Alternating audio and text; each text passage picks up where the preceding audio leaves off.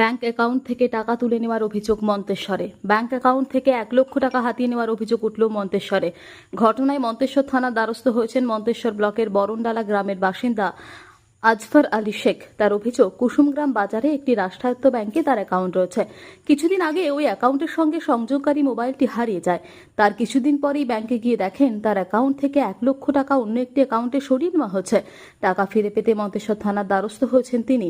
অভিযোগ, cyber crime দপ্তরে পাঠানো হবে বলে জানিয়েছে মন্তেশ্বর থানার পুলিশ।